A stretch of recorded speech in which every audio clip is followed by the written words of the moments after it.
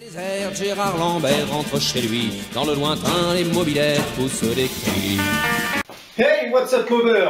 On reprend l'affaire là où ça en était. Donc, il s'est passé 1 semaine et demie pour terminer la résine sur mes carénages qui sont là, qui ont été poncés, mais c'est pas encore tout à fait terminé. Donc, ça y est, maintenant c'est à peu près régulier, c'est super solide, c'est une vraie coque.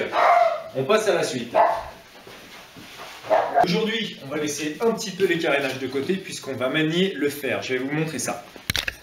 Pour continuer mon projet et solidifier le cadre, à Noël, je me suis fait un super cadeau que voici. C'est une cintreuse, une super cintreuse, donc ce qui va me permettre de déformer des barres de fer de manière à les cintrer et modifier mon cadre. Je vous montre comment ça fonctionne. Voilà, donc une cintreuse hydraulique avec plusieurs embouts de différentes tailles suivant le diamètre du tube. Il y a même de l'énorme pour vraiment plier du très gros tube. Tout simplement, on met la barre de fer ici, on referme l'engin et simplement en pressant, cela va pousser la barre de fer et la cintrer pour lui donner la forme qu'on veut. Comme d'hab, avant de bricoler, on va se changer et mettre des éléments de sécurité. Qu'est-ce qu'on va faire? Qu'est-ce que je vais inventer pour me changer aujourd'hui? Allez, ça. Et voilà, c'est parti. J'ai un petit peu changé mes plans en ce qui concerne la barre de renfort. Je comptais mettre 2 barres de renfort comme ça. Et finalement, ce que je vais faire, je vais la faire partir d'ici et que ça fasse le tour pour que ça rejoigne ça, de manière à ce que le réservoir soit supporté par les barres de renfort et que ça solidifie mon cadre. Donc ce que j'ai fait, je me suis fait une sorte de patron pour voir à peu près comment j'allais plier mon métal. Pour la barre de fer, j'ai pris une vieille barre. Une fois poncée, la rouille sera retirée. Elle est plutôt en bon état. C'est de l'épais, c'est du gros diamètre. Ça devrait faire l'affaire. Alors pour cintrer du métal, il y a différentes versions sur internet. Il y en a qui disent qu'on peut le cintrer comme ça sans problème. D'autres qui recommandent de chauffer le métal pour aider à la dilatation. Écoutez, moi puisque j'ai ça, je vais quand même le chauffer. Et on verra. Ensuite, il suffit de la mettre là-dedans, que ce soit assez droit.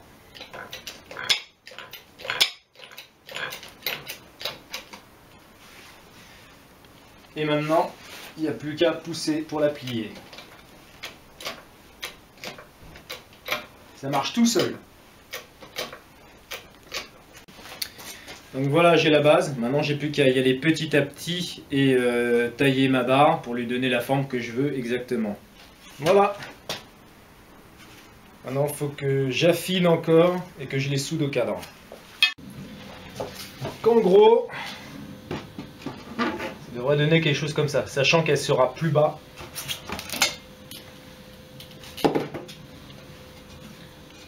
Tac, voilà.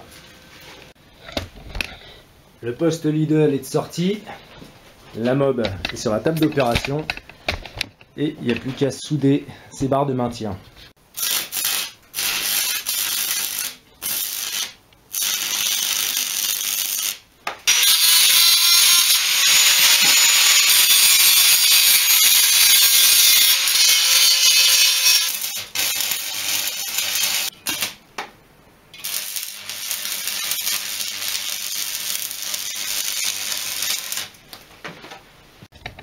Et voilà la bête soudée.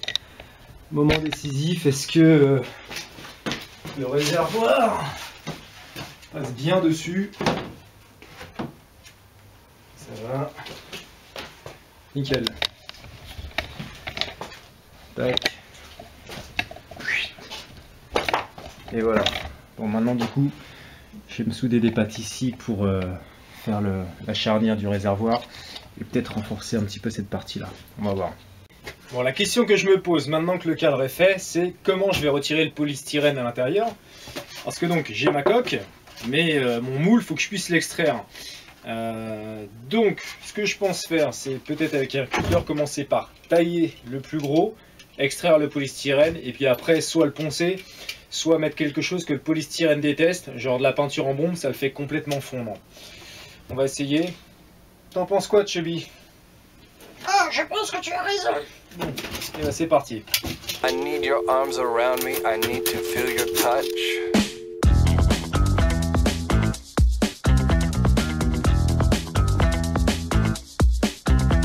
I need your understanding, I need your love so much.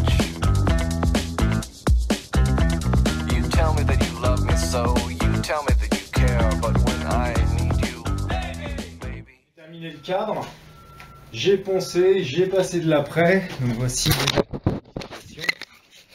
Donc le cadre comme je vous avais montré, clac, j'ai rajouté ceci qui mettra ou viendra à la charnière pour le réservoir.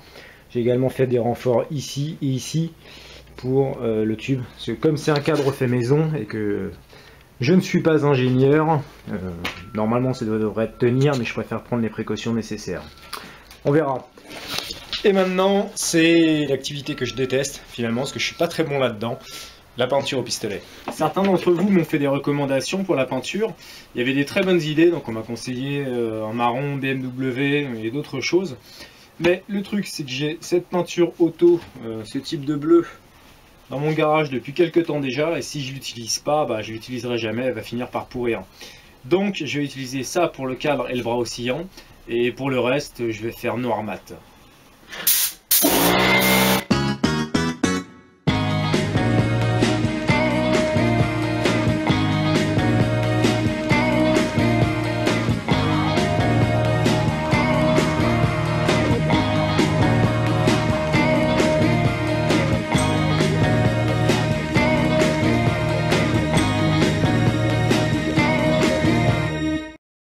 Bon, et bah finalement j'ai menti parce que c'est pas si mal que ça la peinture. Pour une fois j'ai changé la recette, j'ai pas mis de diluant dans la peinture, ce qui fait qu'elle était plus épaisse.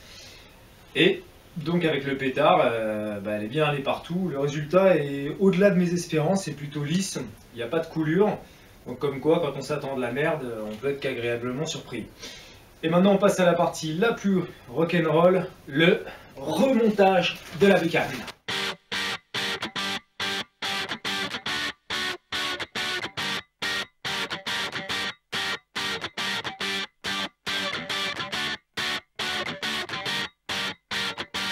I'm gonna make my way to the deep underground.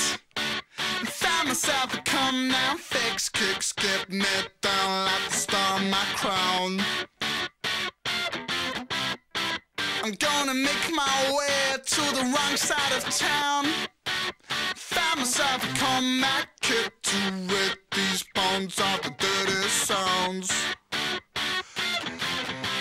Mad girl on the bus, she had asked to take me off, said lick your ticket and take a ride. Sex is fun when you are high. Ride along, ride along, ride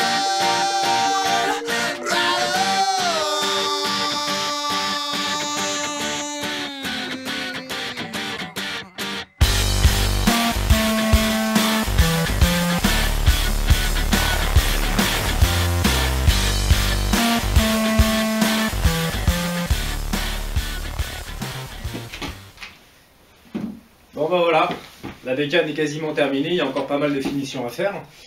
Mais j'ai bricolé un petit truc pour la démarrer, je vous propose qu'on essaye. Allez, c'est parti.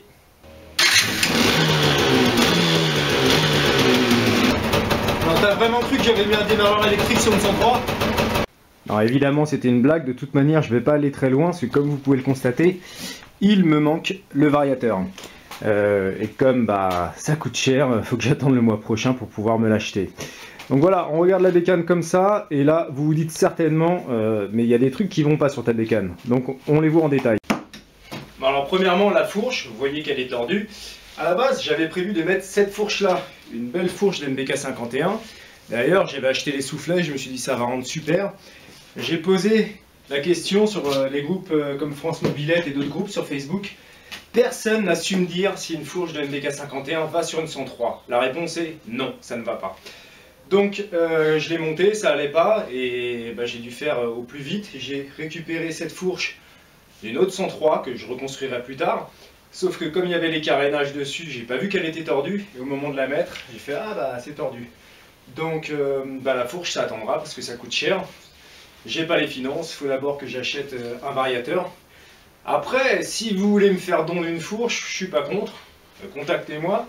C'est jamais, si vous en avez une en trop, je suis preneur, hein. Une petite fourche bien droite ou une fourche de RCX, voilà. La deuxième chose, c'est la selle de Café Racer. Donc cette selle, je l'avais sur mon ancienne moto. J'ai vendu la moto, mais j'avais pensé à garder la selle parce que je savais que ça me servirait un jour. Et en faisant mes mesures et tout ça, je m'étais dit bon, ça va aller.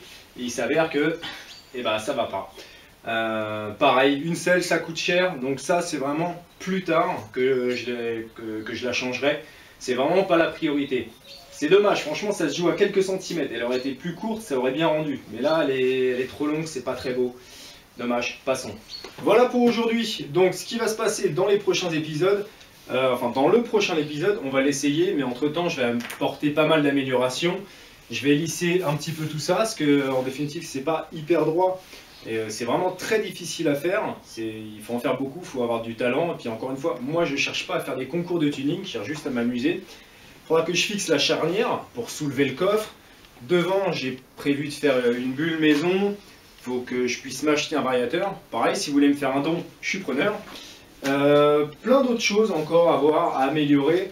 Donc on verra tout ça prochain épisode. J'utiliserai mon cobaye qui va l'essayer, on va filmer tout ça, on va voir ce qu'elle donne et on va voir si effectivement un casque rentre bien dans le coffre. Je crois que j'ai tout dit. Allez, ciao!